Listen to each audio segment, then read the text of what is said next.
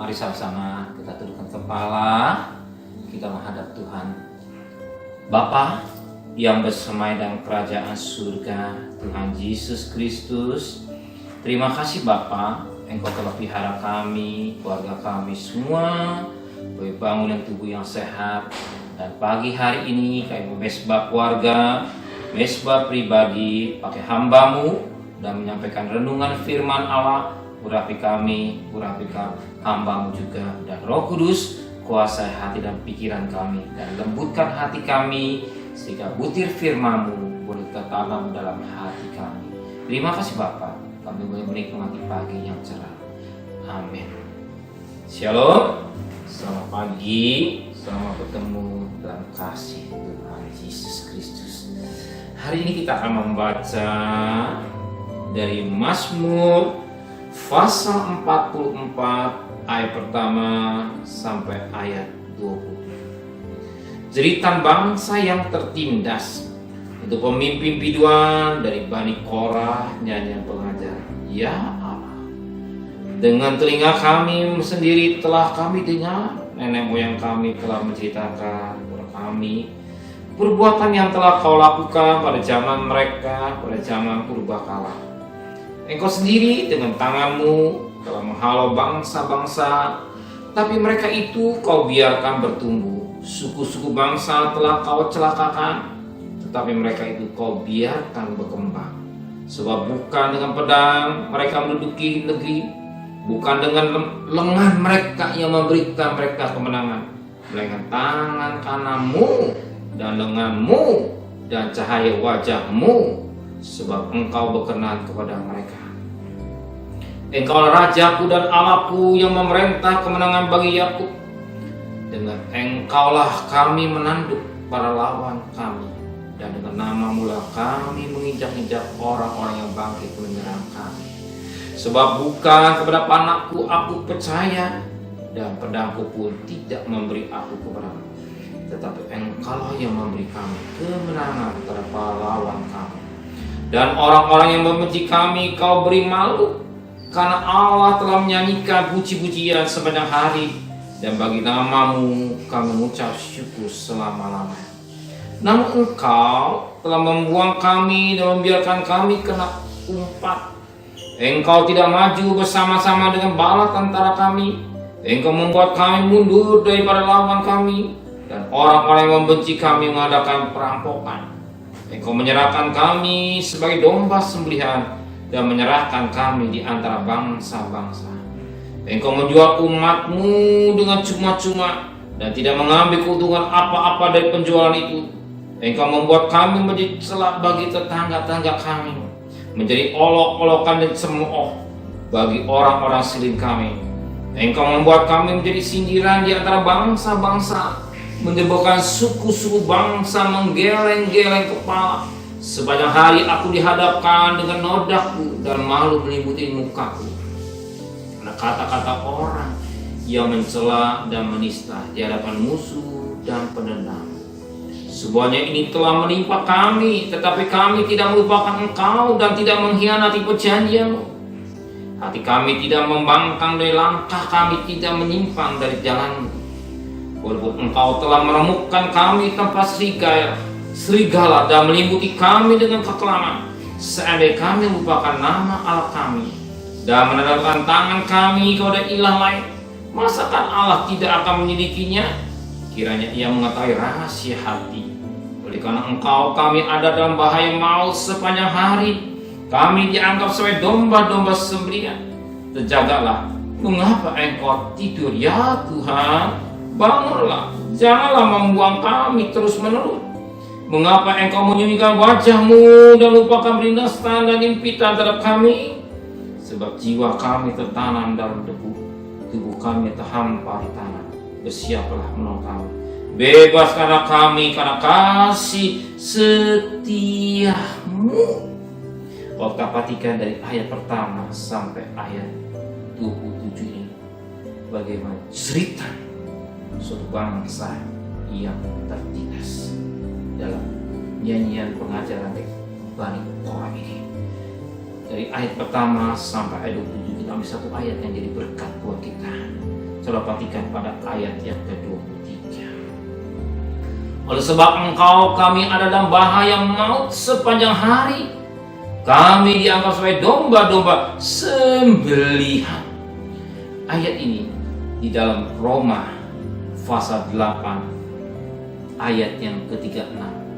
Seperti ada tulis, oleh karena engkau kami ada dalam bahaya maut sepanjang hari, kami telah dianggap sebagai domba-domba sembelihan. Saat itu Alkitab menulis tentang keyakinan iman, di mana jemaat Roma bukan dalam keadaan senang, tapi dalam penderitaan, dalam penindasan, bahkan mengalami penganiayaan, bahkan dikatakan mengalami suatu tantangan yang berat yang dialami oleh jemaat Roma. Tapi dia punya iman yang kokoh. Di mana kita perhatikan ayat 33. Siapakah akan menggugat orang-orang pilihan Allah? Allah yang membenarkan mereka. Siapakah yang akan menghukum kami? Kristus Yesus yang telah mati, bahkan lebih lagi yang telah bangkit, yang juga duduk di sebelah kanan Allah, yang malah menjadi pembela bagi kita. Siapakah yang memisahkan kita dari kasih Kristus? Penindasan atau kesakan, penganiayaan, kelaparan, atau ketelanjangan, atau bahaya, atau pedang. Ada 7 hal. Di bagaimana iman jemaat Roma ini begitu kuat. Di saat-saat yang penderitaan, dia punya keyakinan iman yang kuat. Mungkin hari ini saudara mengalami apa yang katakan tidak seperti apa yang dialami jemaat Roma. Saudara masih ada di rumah, masih ada beras. Saudara tidak kelaparan. Pakaian masih ada dari saudara. Saudara tidak tertindas. Saudara tidak mengalami penganiayaan. Tapi jemaat Roma mengalami demikian. Jemaat Roma mengalami. Maka dikatakan pada ayat 35, siapakah akan yang memisahkan kita dari kasih Kristus? Penindasan, atau kesakan, atau penganiayaan, atau kelaparan, ketelanjangan, atau bahaya dan pedang. Ya, jemaat Roma mengalami. Saudara bandingkan dengan hidup saudara yang saudara alami sekarang kali ini dengan virus corona, tidak sebanding. Tidak sebanding dengan apa yang dialami jemaat Roma.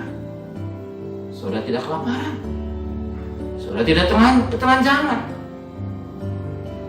saudara tidak mengalami penganiayaan, pedang, bahkan bahaya, penindasan. Jemaat Roma mengalami, tapi dia punya iman yang kuat.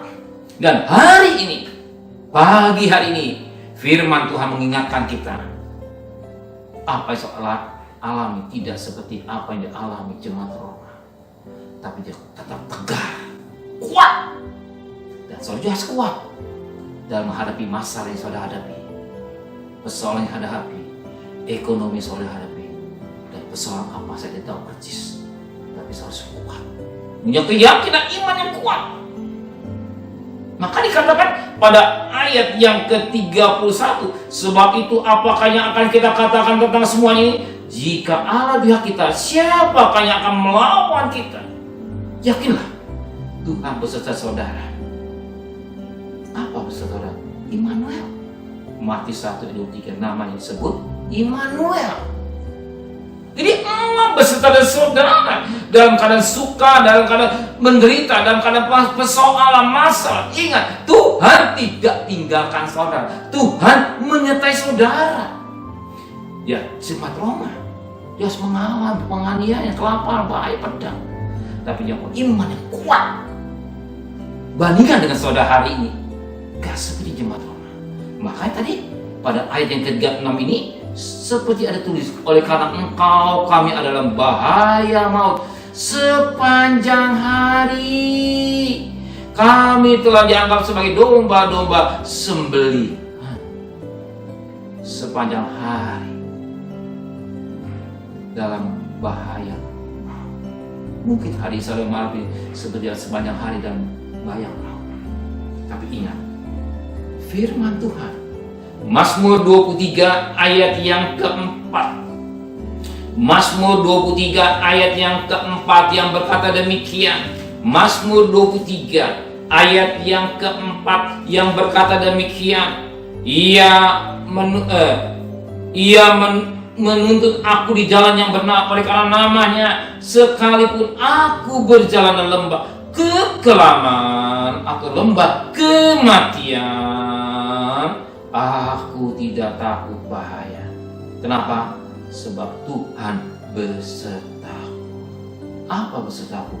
Immanuel. Tuhan beserta Daud. Tuhan juga beserta saudara pada pagi hari ini. Bukan saja pagi hari, sampai selamat. Aku menyertai engkau sampai ke sudah akhir zaman. Firman Tuhan katakan demikian. Ya. Maka jemaat Roma dia tidak takut. Jemaat Roma tidak takut. Dia punya keyakinan iman yang kuat. Maka dalam Roma 8 ayat yang ke-32, ia yang tidak menyayangkan anaknya sendiri, tetapi yang menyerahkannya bagi kita semua. Bagaimana mungkin ia tidak menyayangkan segala sesuatu kepada kita bersama-sama dengan dia? Siapa dia itu? Yesus. Kok Bapa tidak menyayangkan putranya semata wayang, itulah Kristus. Dia serahkan hidupnya di Kalvari. Dia serahkan bagai anak domba yang disembelih. Ya, anak yang disembelih, dia berikan hidupnya. Nah, kalau jemaat Roma begitu kuat imannya, keyakinan imannya begitu kuat, saudara pagi hari ini saudara punya keyakinan iman yang kuat. Maka dikatakan pada ayat yang ke-37 dan sampai 39, tetapi dalam semuanya kita lebih daripada orang-orang yang menang oleh Dia yang telah mengasihi kita. Sebab aku yakin bahwa baik maut maupun hidup, baik malaikat-malaikat maupun pemerintah-pemerintah, baik yang ada sekarang maupun yang akan datang, perhatikan, dan kuasa-kuasa baik yang di atas maupun yang di bawah ataupun suatu makhluk lain tidak akan dapat memisahkan kita dari kasih Allah yang ada dalam Kristus Yesus Tuhan kita. Lihat jemaat Roma kuat imannya. Penderitaan, masalah, persoalan, kelaparan, dia tetap mempertahankan imannya yang tidak goyah. Ayat 31, 32. Dan lihat sini. Ya, kita yang hadir pada pagi hari tetap kuat. Harus menghadapi tantangan yang saudara hadapi.